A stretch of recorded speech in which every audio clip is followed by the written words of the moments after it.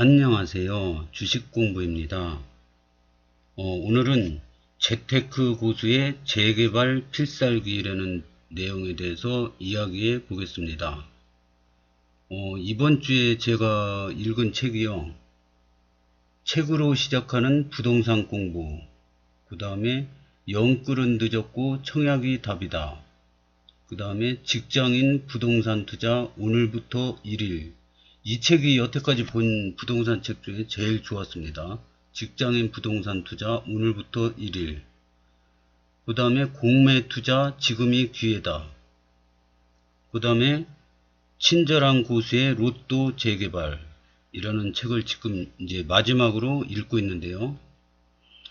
이 공매 투자 지금이 기회다. 이거 부동산 공부를 하다 보니까 경매, 공매 이런 책을 많이 보게 돼요. 그런데 물론 이제 제가 그 직장을 퇴직하게 되면은 시간이 많으니까 이 경매, 공매도 공부를 하게 될지도 모르겠어요. 근데 이게 직장 다니는 현재 시점에서는 이 경매랑 경매보다 공매가 더 복잡하더라고요. 그래서 이거 법을 많이 알아야 되겠더라고요. 그리고 이제 또 한 가지 이제 안 좋은 점이 여기 만약에 아파트를 하나 경매로 당첨을 했어요. 그럼 여기 세입자가 이 불쌍한 세입자를 내쫓아내고 안 나가면 이사비라도 줘서 달래서 내보내고 내가 차지해야 되는데 이게 뭐야 보통 강심장으로 이 세입자가 뭔 죄가 있습니까? 이 사람은 전세비 다 뜯기고 쫓겨나는 건데 이 사람을 달래서 내보내야 되는데 이거는 지금 제 생각에는 할 짓이 아니라고 생각해가지고 별로 하고 싶지가 않습니다. 지금 마음으로는. 뭐 나중에 그 경매 전문가들 얘기로는 오히려 이 빚지고 복잡한 건물을 법원에서 싹 깨끗이 서류 정리를 해서 법적으로 하자 없이 만들어서 경매를 진행해서 그 당첨자에게 주는 거기 때문에 오히려 이 지저분한 이 건물 그 등기가 깨끗이 정리해서 법적으로 하자 없이 해주는 거다. 그러니까 나는 이 빚 있는 집을 갖다가 사가지고 빚을 갚아주면서 좋은 일을 해놓은 거다. 이렇게 얘기했는데 그래도 왠지 저는 꺼름직한 거예요. 내가 내 돈 주고 집을 경매해서 샀는데 이 전세금 뜯기고 여기서 살고 있는 사람을 이사비 몇 푼 주고 달래서 내보내고 내쫓는 거죠. 좋은 말로는 내보내는 거지만 나쁜 말로는 내쫓는 거 아닙니까? 그리고 내가 차지한다는 게 왠지 저는 하고 싶지가 않은 겁니다. 뭐 나중에 이제 법적으로 많이 공부하고 해서 할지 모르겠지만 지금 심정으로는 이 공매도 마찬가지예요. 공매도 세금 안 내고 그 압류된 집을 갖다가 집주인이 사는 경우는 거의 없어요. 불쌍한 세입자가 사는데 이거 달래서 쫓아내고 내가 차지하는 거 아닙니까? 이거 별로 하고 싶지가 않더라고요. 그래서 이거는 그냥 한번 공부하는 걸로 일단은 마치고요. 이번 주에 빌려온 책 중에 5번째 책인데요. 친절한 고수의 로또 재개발이라는 책입니다. 이 부동산은 공부할수록 이게 범위가 엄청나게 넓고 법도 매일 바뀌고 이 재개발만 있는 게 아니죠. 아파트 청약, 그 다음에 뭐 오피스텔, 상가, 그 다음에 이 땅, 그 다음에 지식정보센터, 뭐 아파트형 공장 이런 거 임대 놓는 거요. 그 다음에 건물주가 되는 방법. 뭐 이 부동산 투자가 범위가 굉장히 광범위합니다. 그런데 아파트 청약이 제일 안전하고 수익도 높고 그런 것 같습니다. 그것도 아파트 그 청약도 갭 투자를 해서 하는 방법이 있고요. 직접 실거주해야 할 걸 목적으로 사는 경우가 있고요. 여러 다주택을 또 임대사업자 등록을 해서 하는 경우도 있고요. 방법이 굉장히 많습니다. 그런데 이 청약을 한 게 이제 그 당첨이 됐지 않습니까? 그러면 일시적 1가구 2주택으로 비과세로 징검다리로 갈아타면서 하는 방법이 세금도 하나도 안 들고 가장 안전한 방법 같습니다. 근데 이제 이런 방법이 있고요. 또 안전한 방법이 이 재개발이라고 봅니다. 이 책을 보면서 절실히 느꼈는데요. 그러면 이 재테크 이 고수의 이 재개발 필살기, 어떻게 하면은 손해를 전혀 안 보면서 사자마자 수익이 나는, 현장에서 바로 쓰고 사는 순간 돈 버는 최고의 방법이 뭔가, 여기에 대해서 한번 이야기해 보겠습니다. 제가 이 부동산 공부를 하면서 느끼는 거는요, 이 주식 투자랑 어쩜 그렇게 똑같습니까? 원리가 똑같습니다. 이 부동산 시장이고 주식 시장이고 이게 막 오르락내리락 합니다. 쭉 올라갔다가 너무 올라가면 떨어집니다. 떨어지는데 여기서 판 사람이랑 여기 은행 이자가 막 올라가는데도 이거를 다 내면서 버틴 사람이랑 그 나중에 결과가 천지 차이로, 여기서 판 사람은 여기서 땅을 치고 후회하겠죠. 다시 이제 돈 모아서 여기서 빚내서 샀는데 또 쭉 떨어지면 이 사람은 여기서 판 사람은 또 팝니다. 그러면 이제 하우스 푸어가 되는 거죠. 그러니까 판자와 존버한 자, 생활 수준이 틀린 겁니다. 여기서는 멋있는 집에 풀장까지 있는 집에서 떵떵거리고 살고, 여기는 판잣집에서 살죠. 월세로 살죠. 판잣집도 자기 집이 아니고. 근데 주식 투자도 마찬가지입니다. 주식 투자도 여기서 샀으면은 여기서 팔든가, 여기서 팔았으면 다시 여기서 사는 거죠. 근데 여기서 사가지고 여기서 파는 사람은, 이거는 월급이 연봉이 1억이 넘고 뭐 암만 좋은 회사 다녀도 소용없습니다. 이거. 여기서 팔고 또 계속 오르니까 여기서 사요. 또 여기서 팝니다. 이 사람은 재산이 암만 많이 가지고 있어도 그냥 깡통입니다. 알거지 됩니다. 금방.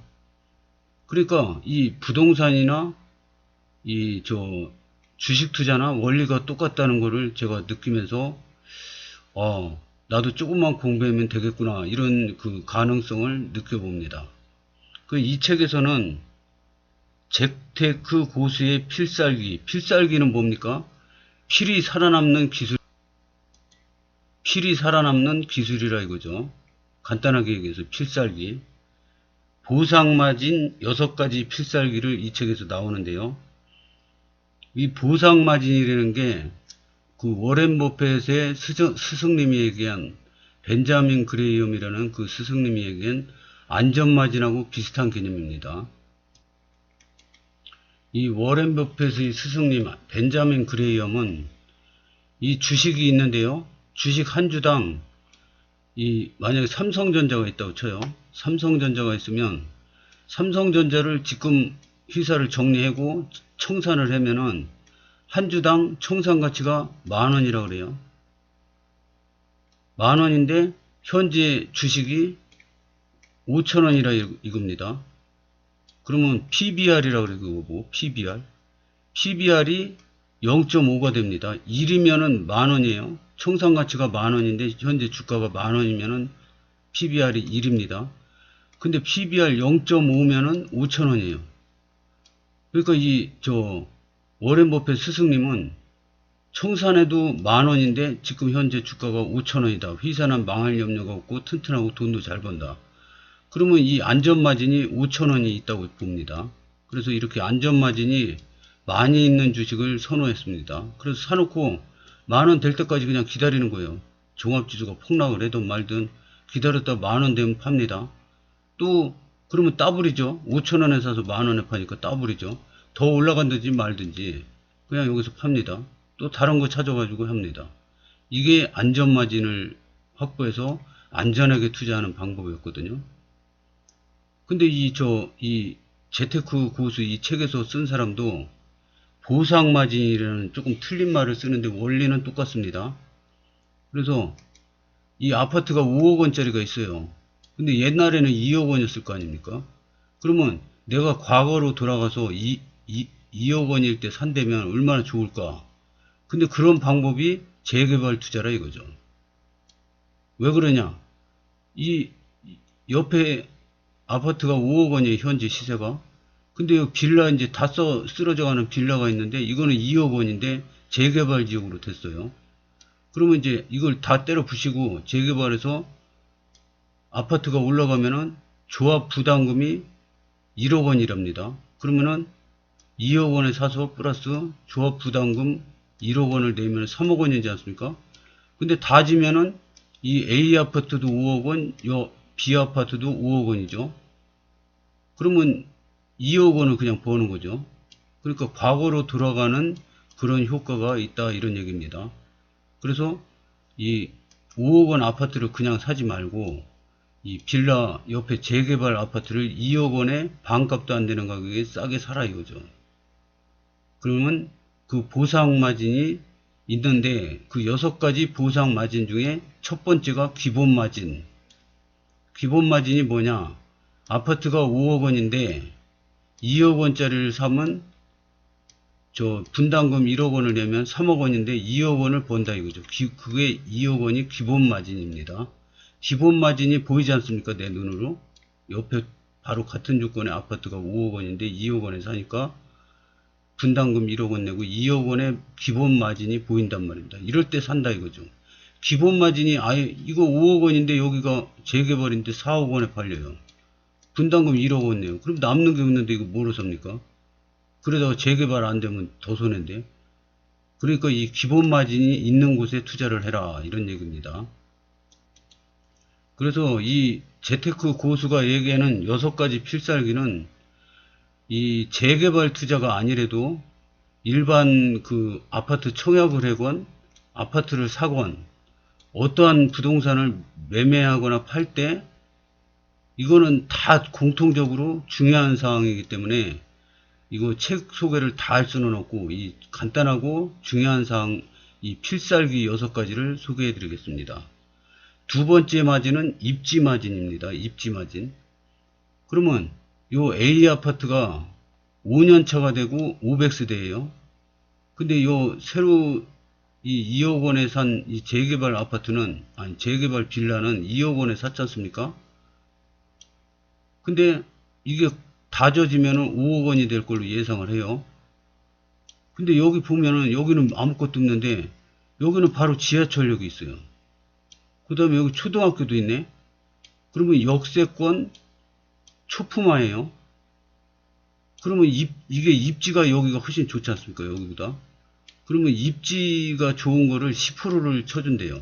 이 재테크 고수는 이 10%를 더 더해준다 이겁니다. 그러면 10%면 5억 원에 10%면 5천만 원이죠.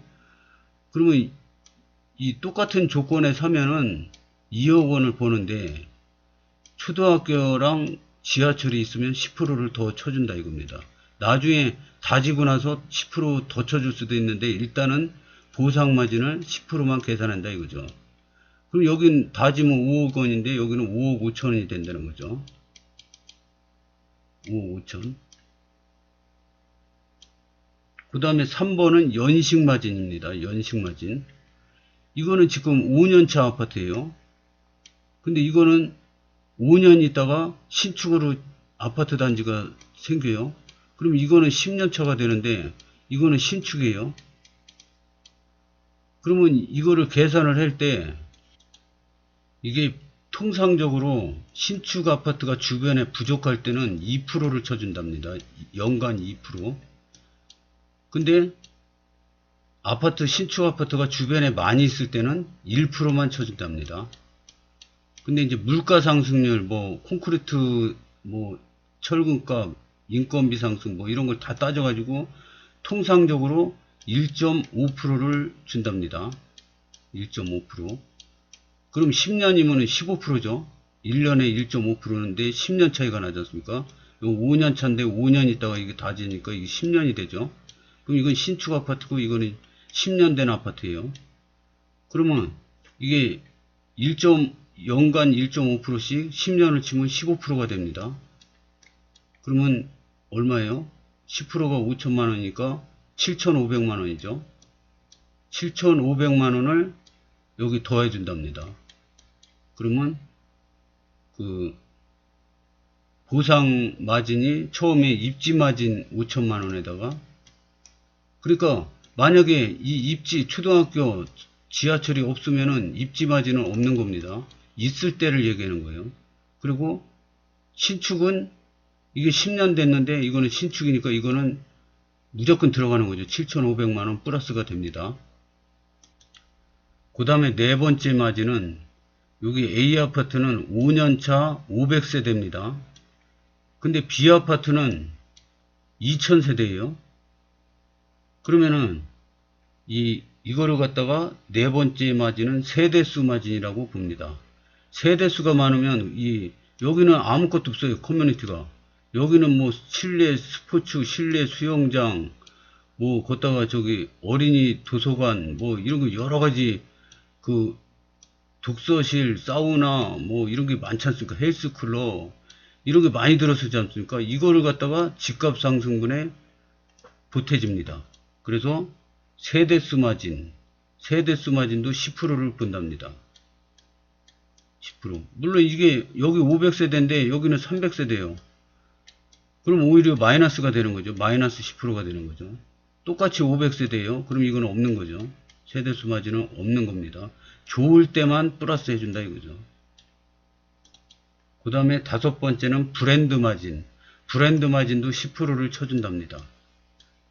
왜냐?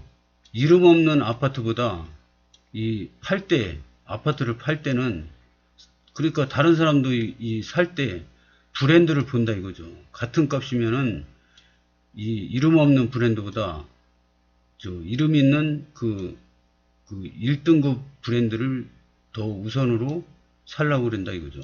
차도 마찬가지, 중고차도 마찬가지지 않습니까?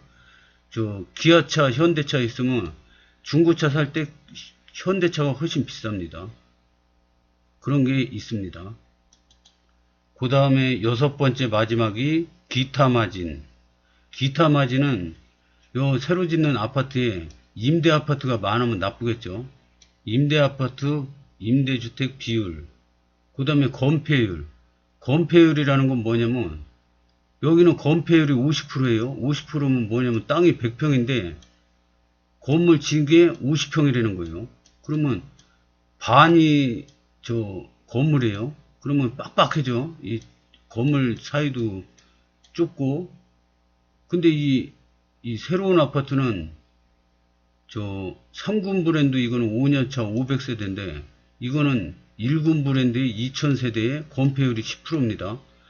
그러면 건폐율 10%라는 건 뭐냐면 땅이 이렇게 100이라면은 건폐율이 10%밖에 안 된다는 거예요. 그러니까 이 동간 사이도 넓고 쾌적합니다. 그리고 옛날에는 차를 여기 땅 위에다 주차를 했는데 여기는 땅 위에 여기 주차를 막 했지 않습니까? 이렇게. 근데 여기는 땅 위에 주차장이 없어요. 다 지하로 들어갔어요. 여기 지하로 들어갔네요. 여기 보이네요. 지하로 이렇게 들어가고 여기는 다 쾌적한 공원입니다. 그리고 건폐율이 이거는 50%인데 이거는 10%입니다. 그러니까 5분의 1밖에 안 돼요. 그러니까 또 층수도 높습니다. 층수도 높으면 고층에서 바라보는 뷰가 이쁘죠. 이쁘고 쾌적합니다. 동과 동 사이도 넓고요. 널찍하고 이런 거. 그 다음에 난방 형태 여기는 2000세대고 지역 난방 공급이라 보일러가 없어도 되고요. 열 효율이 좋습니다. 난방비도 적게 나오고 세대수가 많아서 관리비도 적게 나옵니다. 여기보다. 그러니까 여러 가지 커뮤니티 시설을 누리면서 관리비도 적게 나오고 난방비도 적게 나옵니다. 보일러도 안 사도 돼요. 그래서 이런 거는 재개발이 아니라 일반 아파트 살 때도 모두 적용되는 거라고 봅니다. 그래서 이게 모두 합하면은 이게 굉장히 비싸지는 거죠. 여기는 10년 후에, 5년 후에, 이게 5년 된 아파트니까 5년 후에 여기가 다 줬다고 쳐요. 그러면 여기는 5억 원인데 이게 다 주면 똑같은 5억 원이 되냐. 이런 여러 변수에 따라서 가격 차이가 나는 거죠. 입지가 좋으면 5억 5천이 되는 거고요. 거기다가 1군 브랜드 2000세대. 그러면 또 5천만 원이 넘어서 6억이 되는 거고요. 그 다음에 연식에서 7,500만원, 6억 7,500만원. 거기다가 난방, 커뮤니티 시설 이런 거 하면 또 5천이 붙어서 뭐 6억 1,200, 500만원 막 이렇게 올라가는 거죠. 나중에